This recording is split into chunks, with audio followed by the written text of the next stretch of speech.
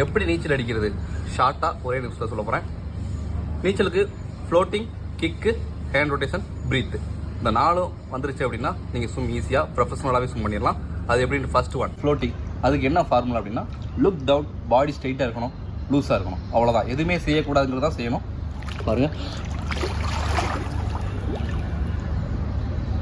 இந்த மாதிரி ஃப்ளோட்டிங் வந்துச்சா. Next wall kick and kick பண்ணி ஃப்ளோட் பண்ணிட்டீங்க அப்படின்னா தென் கிக்கு. லெக் ஸ்ட்ரைட்டாக பண்ணி அப் டவுன் கிக் பண்ணுங்கள். Third one hand rotation. ஒரு கை வந்ததுக்கப்புறம் ஒரு கை தூக்கி போடணும். லுக் டவுன் இதாக இருக்கணும், கிக் பண்ணிகிட்டே இருக்கணும் ரொட்டேஷன் பண்ணும்போது. வால் கிக், அப்புறம் கிக், ரொட்டேஷன்.